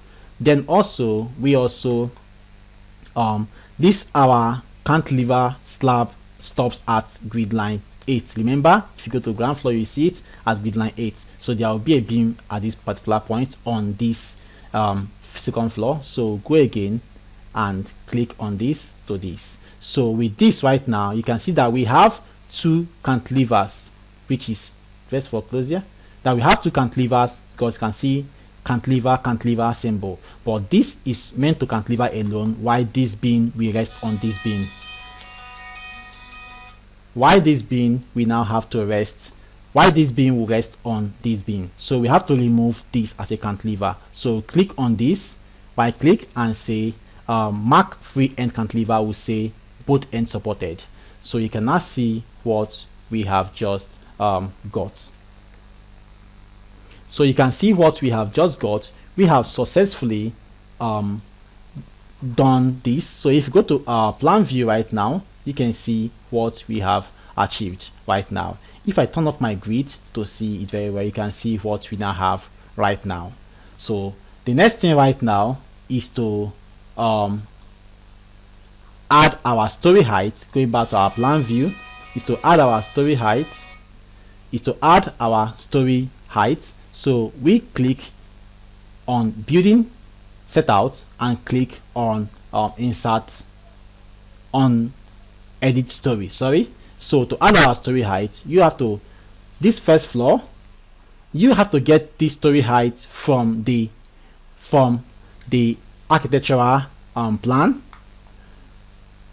So you can get that when you have a section. So when you have a section, you can get that.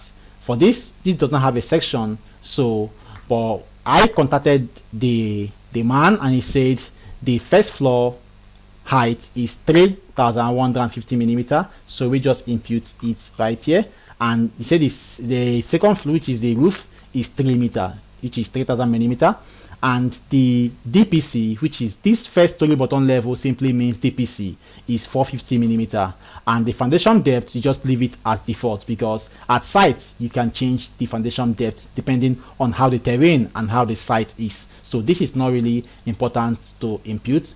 And so when you have imputed this, and this, the next thing you do is to click on OK and say yes.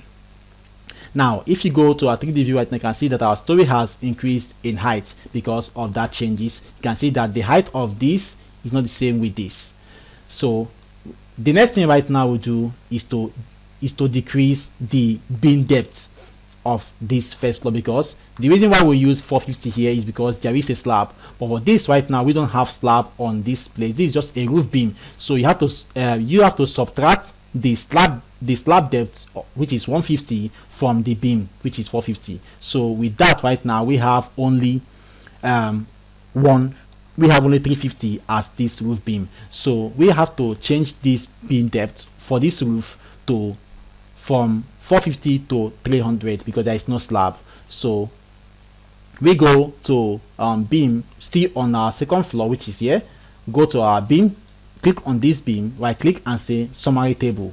So you can change this beam depth directly from this place by clicking just at this place. Once you see this arrow, this black arrow here, you click on this and click on this column wise edit, which has a pencil icon, and click, either you type your new depth of beam 300, or you click on this to select your new depth of beam. So I'll click 300 and I'll say okay. Automatically it changes everything, and I'll say close. So you can now see that the depth of this has changed, while still on the ground floor it still remains as 450 because we have a slab here. So our roof beam now becomes 300 depth, beam depth, and our first floor still remains 450. So if you go to 3D view right now, you can see that the beam depth here has decreased based in compared to this. So you can now see what we have achieved right now. You can turn on my grid. Okay, it's not okay. Okay, turn on the grid right now. Now the next thing right now, go out to plan view. Once you have done this right now, you save. The next thing right now we can enter is to enter our design stage. So we are done with our modeling stage. Looking at this right now, we have successfully modeled this story perfectly. We have successfully modeled this building right here perfectly in ProtaStructure. The next thing right now to do is to enter our design stage, which is the analysis and the design. So we go back right here, we click on plan view, and then we click on analysis, and then click on building analysis. And then the first thing we do right now is to set parameters. These parameters, you click on these parameters, and then you go to foundation, you set your allowable soil stress. This allowable soil stress simply means the bearing capacity, which you get it from the soil test or the geotechnical test. In my own case right now, the bearing capacity of this building is 150 millimeter. Is 150 kilonewton per meter square, sorry. then there is no lateral loading and there is no lateral drift, so we leave all that and then we just click on OK. The next thing we'll do right now is to generate load, generate load, and to generate our load combination, we'll click on loading combinations. And then to do that right now, we have to click on loading generator. So click on this and then we click on OK. Now with this right now, you can see that we have all our loading combinations. We can now click on OK. The next thing right now is to input your wind load, but since this building is below 10 meters, there won't be any wind load because you can only input wind load for a building that is up to 10 meters high. Like for 4-story building, you cannot input your wind load, but since this height of this building is below 10 meters, you can see this is 6.6, we don't have to input any wind load, so don't touch here at all. Next thing we'll do is to edit our materials. Here we cannot choose our concrete grade and our steel grade. So the first thing to do is to click on this concrete grade right here, which is C35 to 40 on this column, concrete column line, and then choose our steel grade, our concrete grade. Concrete grade for some countries varies, but for most countries in Africa, in West Africa, we use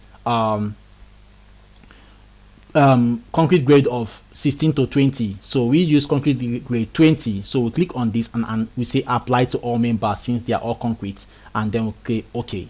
You can see that it has changed to all concrete grade that we have specified. The next thing we'll do right now is to click on to choose our steel grade. So the steel grade right now, you click on this and then you choose 410. You can use 410 and 460, but we are not sure of the manufacturers and the company providing the producing the steel. So you don't have to choose a very high yield strength of steel. So you just choose this because we are not sure if the company is really providing the normal steel strength. So we don't choose 460 or 500. You choose 410 to be at least okay. So with this, we click on apply to all, and we'll now click on OK.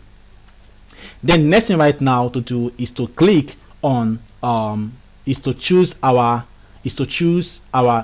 reinforcement size and diameters for each members, for column, for beam. So we start with column. We click on this rebar diameter. We click this twice, select and select all to uncheck all. Then for column reinforcements, in West Africa, in the place where you don't have earthquake, if it is in US and other places like Jamaica, Haiti, you have to start your column reinforcements with at least 20 millimeter diameter and upward and downward, which is here, and upward.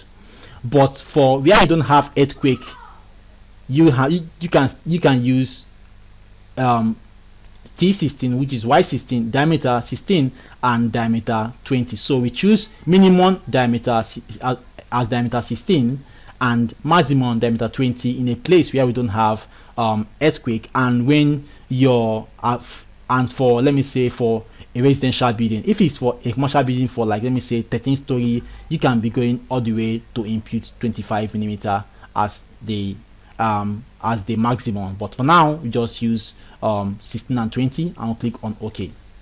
The next thing again, we go to beam. So we don't have concrete wall or shear wall, so we leave that. We go to beam rebar diameters, reinforcement diameter. We click on this, and then we click on this first and again, and then we choose the same thing we choose for column, the same thing for beam. Minimum reinforcement for beam is 16 diameter and size, and the maximum is also 16 for a residential building. If it's for commercial buildings or for stories more than 3 stories or up to 3 stories, you should also choose up to 25 diameter. So click OK for now. The next thing we'll do is to click on slab. For slab, you first of all click on this, uncheck and uncheck all. For slab, generally, even though you're designing for 100 story, we will use Y12 or T12, which is the 12 diameter bar, and you click on OK. Then we go for links. For links, you don't click here because this is a rib slab. We are not doing for a rib slab, we are doing for a solid slab. So for links right now, you go for links to choose your own links. Also click this again. For links, we use T10. We don't longer use T8 because it's no longer invoked, and the strength of it is failing off. So we use size diameter 10 for links, and then you click on OK, and then you now click on final. Then also you go for your foundation reinforcement. For foundation concrete grade, you go and click the same thing that you choose, which is grade 20, and for steel, which is also already there, you choose the same thing. And for the foundation reinforcement, you use since it's for 1-story building and it's not in a place where there is earthquake, like let me say Nigeria or South Africa, where there is no earthquake, you can use for 1-story building, you can use diameter 12 minimum and diameter 16 maximum, and then you click on OK, and then OK. And then with this right now, you can now click on analysis. So you can first of all check your model check, building model check, to see if there is any member that is clashing. So you click on this and say start model check. You can see that the error is 0 because we don't have any there is no, yet I've checked for overlapping of beam, so our beams are not overlapping, our slab are not overlapping, our columns are not overlapping. You can see number of error 0. You can now click on close, and then you can now check this, that you can check this and this, and then you can now start your building design and analysis. So you click on start and you wait for it to finish the design and analysis. So right now we are doing our beam designs, which is almost done. So we are almost done. You just click on OK, and then OK. So with this, we have successfully done our building design. So to check the building design status, you click on this icon here, active window settings and visual interrogation. Then when you click there, this little box comes up. Next thing we do right now is to go to our design status right here, and you click on OK. Design status right now, you can see if all our colors now have changed to green. Green simply means that the design is okay. Had it been it is showing red, it means that that member is failing. But for now, all the members are showing green, means that all our members are designed perfectly. Had it been showing other colors here, okay, the main thing is that the color, once you perform your design, once you come to design status, it must show green before you say your design is perfectly okay. If you check our 3D view right now, you can see that all our members are showing green. So this is perfectly okay. Slab doesn't show green because it's a slab. It doesn't show green, but beams, walls,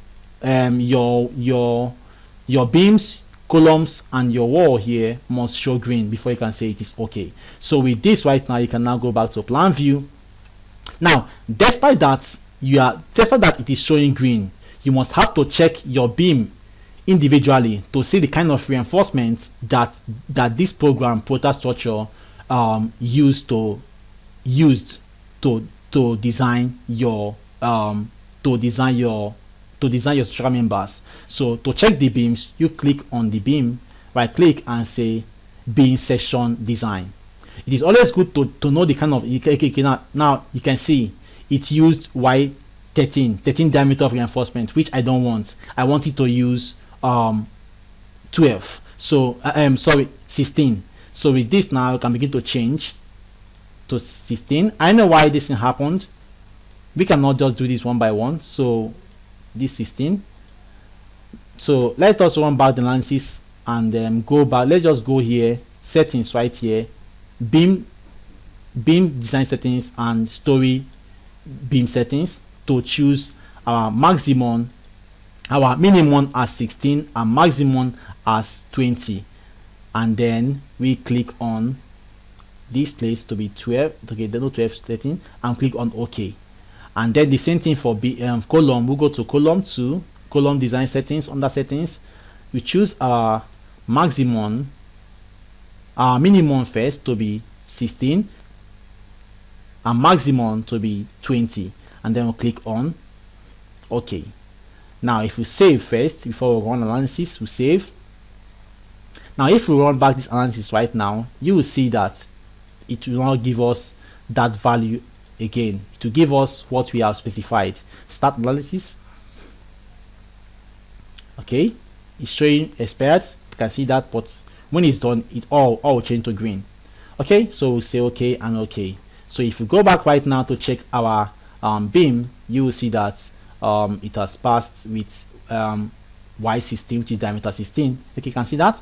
If we check other beams right now also, design, you can see that. Okay, this one gave me 20. I don't want 20, I want 16. So you can see that it's failing. I increased it by 2 to be 3. Here it's still giving me 13. I want 16. So you can see why you are meant to check your beams and your members one by one. Despite that it is showing green, doesn't mean that it's okay. You have to check it to know the kind of reinforcement that the program is gave you. That's what they call a good engineer, because you have to check the program that you're using if it is okay or not. Okay, you say okay. You see, you must check your beams.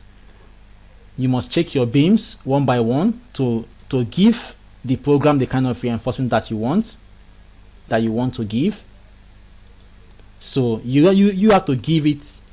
You have to give the program the kind of reinforcement that you want it to produce in the final stage, which is the detailing. So you can see, you check beam section design, you increase this to 16 and 16.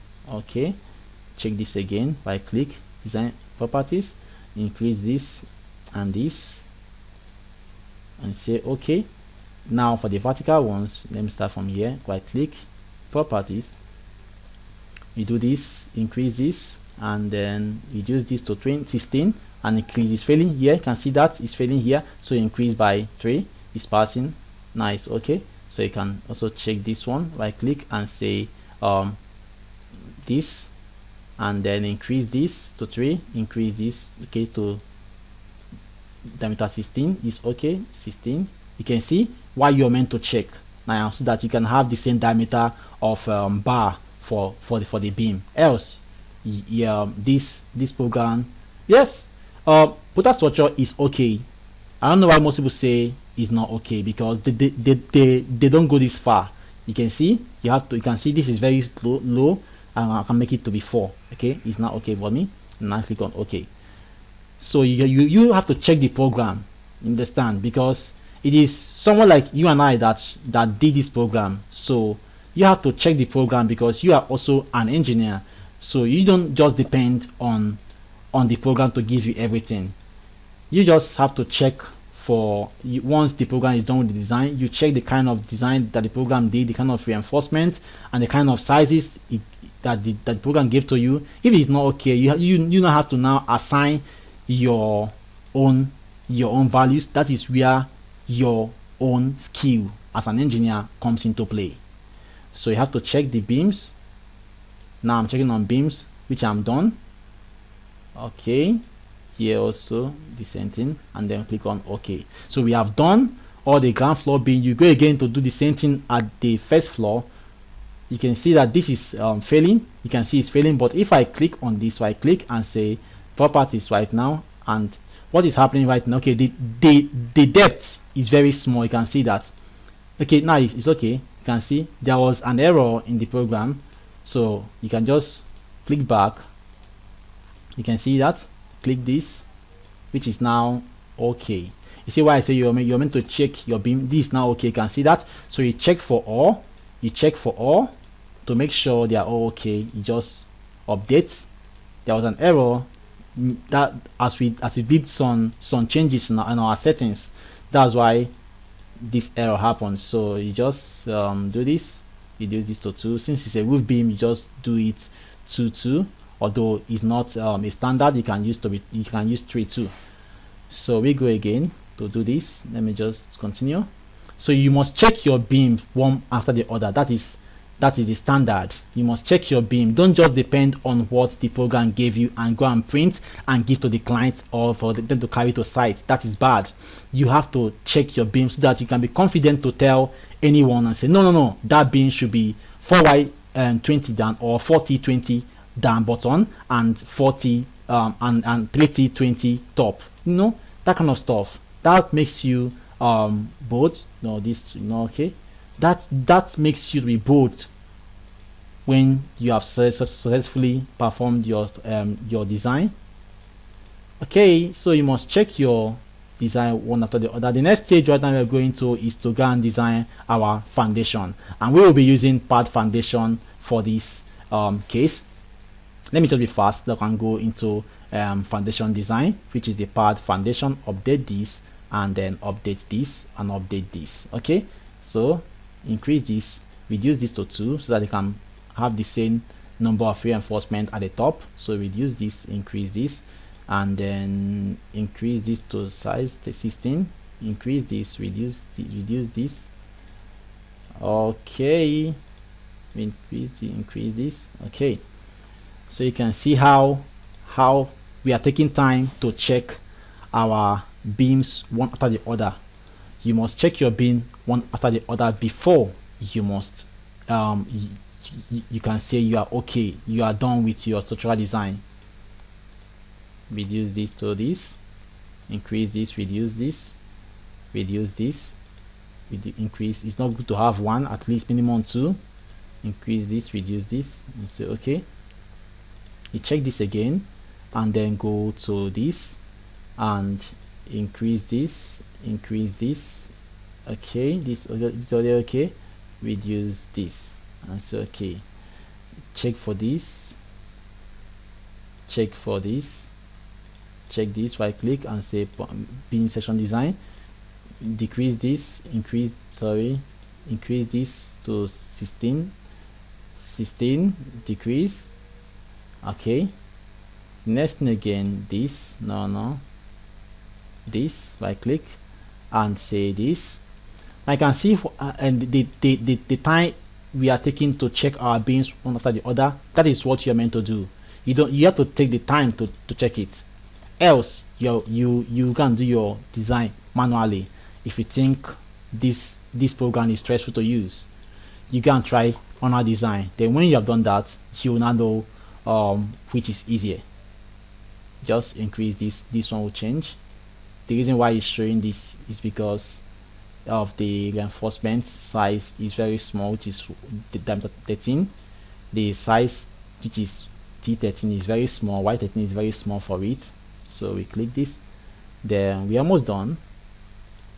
You must spend time to check your beams one after the other. You don't just assume that they are all okay and I'm not gonna print for clients. No, you don't do that. You check your beam so that you can sleep well, so that when you hear that your wife is in the building that you have designed for, maybe partying, you will not be scared and say, that building will collapse. So that kind of stuff. No. You must check your beam. That makes you a good engineer and a good structurer and a good civil engineer. So you reduce this and say okay. Then we also check this. What's happening here? The size of the UK is small. You increase the size of the reinforcement, increase the number to 2, increase this and decrease this, and then you say okay. And then the final one, right click and then click on this and increase this to diameter 16, decrease the number to 2, and then you click on OK. Now if you go to our 3D view right now, you can see that we have successfully checked all our beams. You can go back to plan view, and plan view, then you can now check your columns. To check columns, you do the columns at once. Just click on column and say beam column section design. Now you can see all our columns. It's using Y16, Y13, which is not okay. We want it to use at least Y16 minimum. So what I'll do right now is to go click here and go to building analysis, which we tend to save first, and then go back to edit material, go to my column. What happened? Okay, it has to click. I select this and select only 16 and 20 maximum and say okay and okay and okay. Now I will tend to design just the column separately. To do that, I have to do a batch design for the column, and then I will say click on this, select steel when previous steel are insufficient. I'll say design. Now when you do this right now, it will now make our beams to show as expired analysis, because a new design has been run. You cannot see that we now have Y16 as our column diameter of reinforcement. You can see that. So this is now okay. Now our beam will tend to change color to expired analysis. Okay, it's okay. Okay, that's nice, but most times it will change because you have run a new analysis. Okay, so this, okay, let's check our beam again if it's still okay of what we choose. Okay, we are still having diameter 16. So you can now see how we have checked our beam one after the other and our column reinforcement too. The next thing right now to do is to detail our slab. So okay, let's go to foundation detailing first before we do let's go to foundation design, sorry, before we do our slab detailing. So go back right here and click on plan, then go out from this design status. Go back. Now to do our foundation design, we click on Storey 00. Now this shows us our columns. Now we have to now click on one of the columns to do. We are using a part foundation on this case. We click on this column, right click and say insert part base. Now on this right now, I have done a lot of video on the part foundation design. You can check more of my videos to watch how to design part foundation perfectly.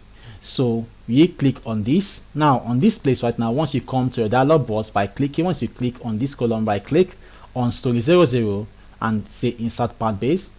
The next thing you do right now is to impute your foundation depth. We will start with, let me say, 350 or 300. Let's see if it's okay. The minimum depth for part footing, minimum part footing depth you can use is at least you use 200 or 250. Let it not be below 250. So let's start with 300 to check. The next thing after inputting this is to impute our bearing capacity, which we already done, which is 150 millimeter in my own case. So it's always good to check the soil test to know the kind of the bearing capacity of that place that this building is meant to be erected. So the next thing we'll do is to choose our steel bars. So you go and choose, let's choose Y12, which is diameter 12 as our steel bar size. The cover remains which is already there 50 is always as a default. Then the next thing, after inputting your parameters by inputting your slab depth, leaving this as default, this one and this as default, leaving this as 0 and leaving your soil unit weight as 18, imputing your bearing capacity, which is the allowable stress of soil, as 150, then also choosing your steel bars sizes for the foundation. Then you click on calculate. Now on this right now, you click on square. You can see that there is a failure right now because this is not okay. There is a failure. This punching failure is caused by the depth. Our depth is very small, so we go and click OK and increase our depth to 350. So then we go back again and click on calculate. So you can see that this is now okay. So invariably the depth of this footing right now will be 350, which is here 350 millimeter thick. So you can now click on square and then you must check that this must be okay. If it's not okay, you can increase your depth. Once the punching is failing, you can increase your depth. You can watch more of my video on foundation depth where I explain critically, I explain deeply on all these parameters. So but for now, for your foundation part foundation design, this punching check must be okay, and this shear must be okay and okay. There must not be any failure at all. Then for your reinforcement spacing here, you can see that our spacing here will have diameter 12 and diameter 12 as spacing of 175. For this spacing must not be below 100, must not be below 100 millimeter. If it is below 100 millimeter, then it is times that you have to increase your size of reinforcement, your diameter of reinforcement to the higher one. But for now, it's okay. as since it is above 100 millimeter spacing. So with this, I click on OK and I click on OK. So we have successfully inserted our first part. If you click on if you check our 3D view right now, you can see what we have right now. We have successfully inserted our first part. I can change the color. I don't want this color. I can change the color to that should be on foundation. Foundation. I can change the color to I like to use black, this black, and I'll say and foundation, and I'll increase it the opacity to this. Okay, now I like this. So you can have this right now. Go back to our plan view, still on Storey 00. You can see that 00 to do other designs. So you click again, then click on this, right click and say insert part base. Once you have successfully insert your first one, no need again to set any parameters here again, just to click on calculate and then click on square and check. You must check this must be okay, this must be okay, and this must be okay, and then you click on OK and OK. Then you do again to insert the next one and click on insert part base, click on this, calculate, click on this must be okay, this must be okay, this must be okay, and okay. Now to be very fast, although it is not good to do this what I'm doing right now, to do all this design for a real life project. Don't try it. Do the design of each footing one after the other, because the depth that passed this one might not be the depth that will pass this one. So okay, just like now, let's do this right now. You know that this design, this depth failed at 300. This depth failed at 300. If you put 300 here, it failed because the load coming on that column, you can see that it failed. What passed it is 350. 350 is what is passing it. You can see that it's okay now. But on this place now, 300 can be able to pass here because the load here is very small. If you put here 300, that place will be okay because the load there is small. You can see that. So if peradventure you first and inserted this part base, not knowing that 300 will not be sufficient to carry the load here, you now go and select all your columns, as most people do, and insert part base as a group. You see that you won't see any warning that this foundation is not okay, that this depth of 300 which you use here is not okay for this. So that is why you must insert your part base one after the other. But just for the purpose of this training, to make the time to like reduce the time, I will just say I'll select all this one time to insert it typically. But it's not good to, don't even try it at all. You have to do it one after the other. Okay, so we have successfully concluded our click on 3D view, our part foundation design. You can see that right now. You can see that we have successfully concluded our part foundation design. The next thing right now we are about to move is to start our detailing. Detailing will be on my next lesson, which is my next video. We will now partake on detailing, which will now export this building into Prota details to now start producing our reinforcement details and reinforcement detailing for columns, for part foundation, for part footing, for slab, for beams, and all other members right here. So for now, we have successfully designed a one-story building from scratch right here down to ProtaStructure. So I would say you should give me a thumbnail. You see, so this is how to do perfectly a reinforced concrete building design. Wait for the next video where we will now do a proper structural detailing for this building.